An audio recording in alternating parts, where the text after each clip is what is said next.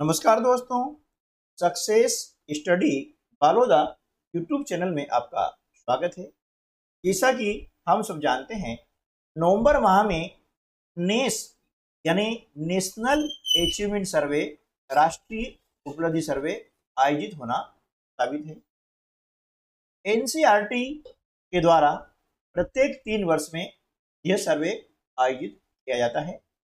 पिछली बार यह सर्वे 2021 में आयोजित हुआ था। तब कक्षा 3, 5 और 8 को इसमें शामिल किया गया था। लेकिन इस बार जो सर्वे हो रहा है नेस 2024, अब नेस 2024 में कक्षा 3, 6 और 9 को शामिल किया गया है।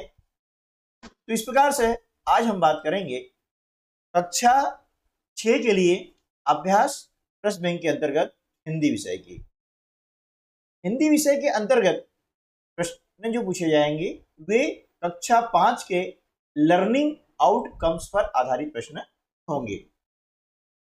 अब ये प्रश्नों का स्वरूप हमारी जो अकादमिक परीक्षाएं होती हैं उन परीक्षाओं से भिन्न होगा। तो किस प्रकार के प्रश्न होंगे वे हम जो है इस वीडियो के माध्यम से जानने का प्रयास करेंगे और एक सीरीज के रूप में आपको सभी विषयों के वीडियो आपको उपलब्ध होते रहेंगे। आप इस वीडियो के डिस्क्रिप्शन बॉक्स में जाकर के उन वीडियो को प्राप्त कर सकते हैं। तो आइए शुरू करते हैं हम आज का वीडियो। अब देखिए यहाँ पर सबसे पहले एक गद्यांश जो है दिया गया है, तो इस गद्यांश को ध्यानपूर्वक पढ़ना है, ठीक है ना। गद्यांश को ध्यानपूर्वक पढ़ना है और इसके नीचे जो प्रश्न दिए गए हैं उन प्रश्नों के सही विकल्प का चयन करना है, उन प्रश्नों के उत्तर के लिए सही विकल्प का चयन करना है। इसका उद्देश्य यह है कि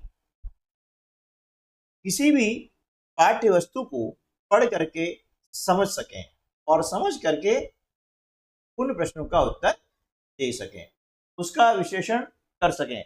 इन सब उद्देश्य पूर्ति के लिए ये गद्यांश जो है यहाँ पर दिया गया है। तो देखिए यहाँ पर इस गद्यांश को पढ़ लेते हैं। आम का पना गर्मियों में मुख्य रूप से उत्तरी भारत में पिया जाता है। इसे बनाने के लिए कैरी यानी कच्चा आम, चीनी और कुछ मसालों की आवश्यकता होती है, जैसे नमक, भुने जीरे का पाउडर, काला नमक, काली मिर्च। यह पेय प्यास तो हो जाता ही है और साथ ही गर्मियों में अधिक पसीना निकल जाने पर नमक और लौह की कमी को भी पूरा करता है। इसको पीने से विटामिन बी और सी की भी पूर्ति होती है। आम पना बनाना बहुत ही आसान है। पहले कुछ कच्चे आम उबालो और फिर उन्हें छीलो, गुठली निकालो और चम्मच से गूदा निकालो। अब गूदे को एक कटोरे में रखकर उसमें चीनी, पानी, चीनी, नमक, काली मिर्च, काला नमक और जीरा पाउडर डालो। उसमें पुदीने की पत्तियां भी काटकर या पीसकर डालें। उसे अच्छी तरह मिला लें।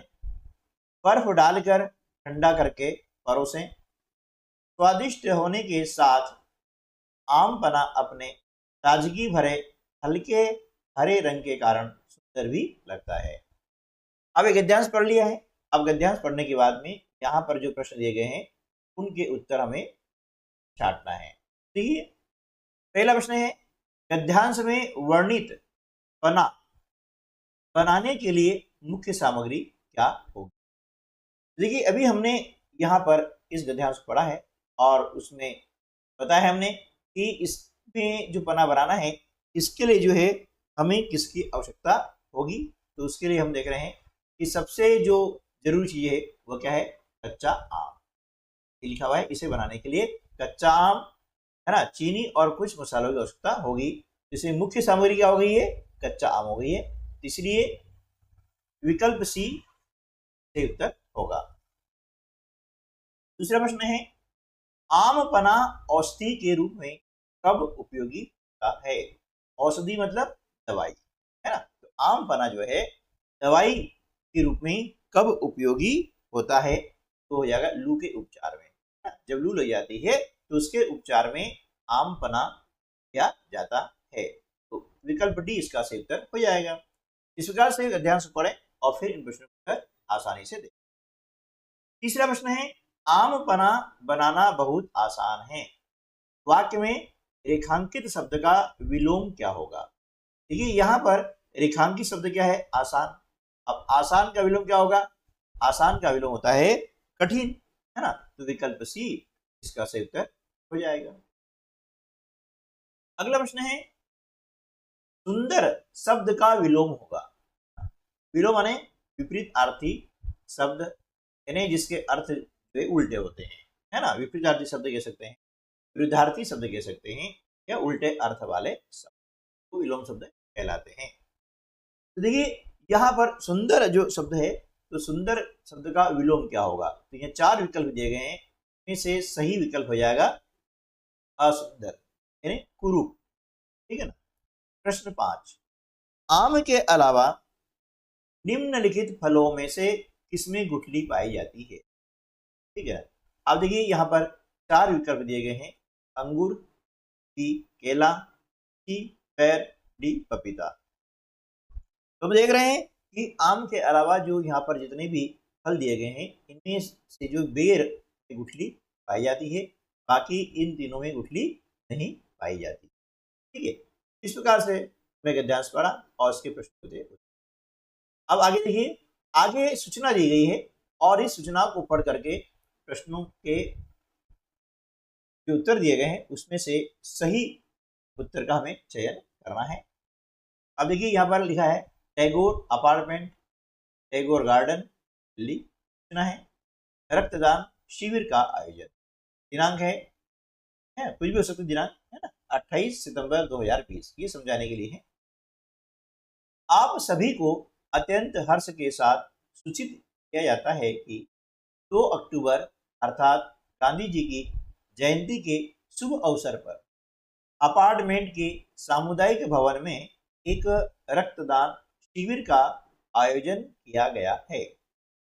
यह आयोजन दीनदयाल उपाध्याय हरिनगर अस्पताल के डॉक्टरों की देखरेख में किया जाएगा। रक्तदान के इच्छुक व्यक्ति 1 अक्टूबर 2020 तक अधो हस्ताक्षरी के पास अवश्य नामांकन करवा दे। अब यहाँ देखिए आयोजन का दिन लिखा हुआ है, 2 अक्टूबर 2020, तारीख कोई भी हो सकती है। समय है प्रातः 9 बजे से 5 बजे सायं। स्थान है सामुदायिक भवन टैगोर गार्डन। और ये सूचना देने वाले हैं पुलकित शर्मा, सचिव RWA टैगोर गार्डन। तो यहाँ पर एक सूचना दी गई है। अब देखिए सूचना के आधार पर यहाँ पर जो है प्रश्न पूछे, ठीक है ना। अब उन प्रश्नों के जवाब हमें देखते हैं। रक्तदान शब्द का अर्थ क्या होगा। रक्तदान यानी खून का दान। विकल्प ए जो है यहाँ पर सही जवाब हो जाएगा। 7वां प्रश्न है, निम्नलिखित शब्द समूह में से किस समूह को आप संख्या की श्रेणी में, ठीक है ना। 4 विकल्प दिए गए हैं। देखिए हम पहले जान लेते हैं संख्या होता क्या है। तो किसी भी व्यक्ति, वस्तु, स्थान के नाम को हम संख्या कहते हैं, है ना। किसी भी व्यक्ति का नाम हो सकता है, किसी स्थान का नाम हो सकता है, चाहे गांव हो, शहर हो, है ना, या किसी वस्तु का नाम हो सकता है। ये सभी संख्या की श्रेणी में आते हैं। तो हम देख रहे हैं यहाँ पर विकल्प सी जो है, यहाँ पर दिल्ली एक शहर का नाम है और गांधी जी एक व्यक्ति का नाम है। ये संख्या है, विकल्प सी जो है सही उत्तर हो जाएगा। इस प्रकार जितने भी गांवों के नाम हैं, नदियों के नाम हैं, है ना, पर्वतों के नाम हैं, ये सभी संख्या की श्रेणी में हैं। प्रश्न 8 है, यह सूचना कब जारी की गई है ना। अब देखिए सूचना कब जारी की गई है। तो जारी करने की जो तारीख है यहाँ पर लिखी हुई है, देखा था ये है। ये सूचना जो है 28 सितंबर 2020 जारी, है ना। तो इसका उत्तर क्या आ जाएगा, 28 विकल्प ए, ठीक है। प्रश्न 9 है, सामुदायिक शब्द में कौन सा शब्दांश प्रत्यय। अब प्रत्यय देखिए, अब याद होना जरूरी है कि प्रत्यय होता क्या है, तभी आप यहाँ पर सही कर पाएंगे। प्रत्यय यानी ऐसा एक शब्दांश होता है जो किसी शब्द के अंत में जोड़ कर है ना। और जुड़ करके उसके अर्थ को भी बदल देता है, वो प्रत्यय कहलाता है। तो यहाँ पर जो प्रत्यय है वह है एक। सामुदायिक में एक जुड़ा हुआ है, समुदाय धन एक, है ना, ये हो गया सामुदायिक। ठीक है ना, तो ये प्रत्यय होता है जो किसी भी, है ना, शब्द के अंत में जुड़ता है और उसका अर्थ बदल देता है। अगला प्रश्न है, सूचना किसके द्वारा जारी की गई है? अभी हमने देखा था कि सूचना के नीचे जो लिखा होता है, सूचना जारी करने वाला का यहाँ पर नाम होता है ना। तो सूचना जारी की गई थी पुलकित शर्मा, है ना, सचिव जो है ना, तो उनके द्वारा जारी की गई थी। ठीक है, तो यहाँ पर जो सही उत्तर जाएगा कलपड्डी, है ना, पुलकित शर्मा।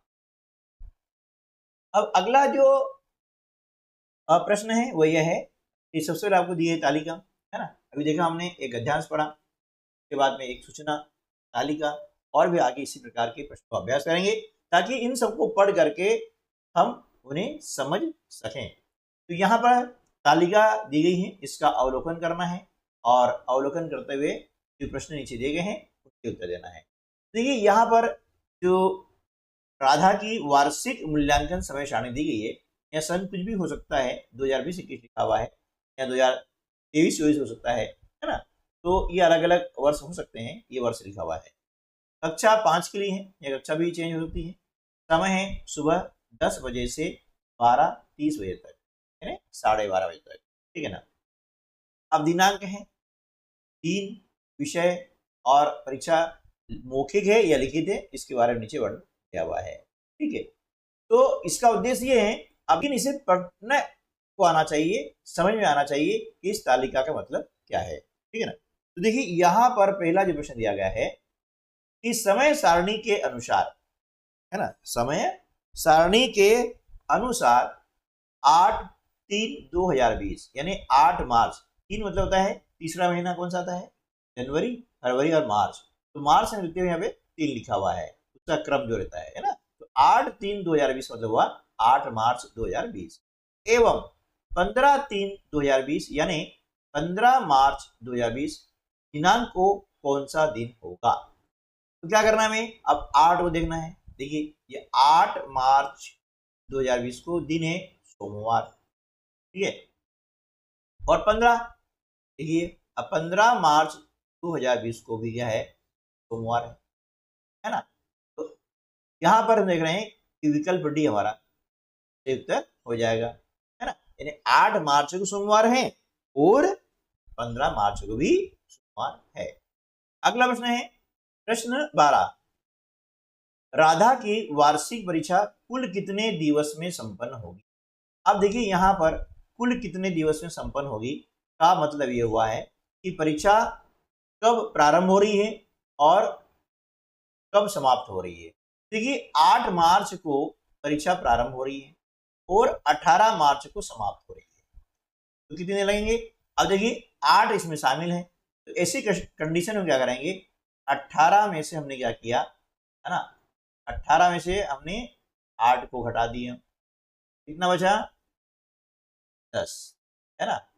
अब इसमें 1 जोड़ देते हैं तो 11, यानी उसकी जो परीक्षा है ना, वह 11 दिन में संपन्न होगी। 1 क्यों जोड़ा, क्योंकि हमने 8 इसमें शामिल है ना, 8 घटाया है। यदि 7 घटाते, ठीक है, यदि 7 घटाते तो बराबर 11 आ जाता। ध्यान रखिएगा जो तारीख हम घटाते हैं, है ना, फिर उसके बाद में 1 जोड़ देते हैं, ये सही तरीका होता है। तो यहाँ पर देख रहे हैं कि राधा की वार्षिक परीक्षा कुल जो है 11 दिन में संपन्न होगी। प्रश्न 13, गणित विषय की परीक्षा देने के लिए राधा कौन कौन से दिन जाएगी। अब देखिए हम देखें गणित विषय, अब गणित विषय के लिए, है ना, देखिए ये गणित है, इसके लिए गुरुवार, और फिर गणित है मौखिक है ना, इसके लिए सोमवार। तो गुरुवार और सोमवार के दिन वह जाएगी।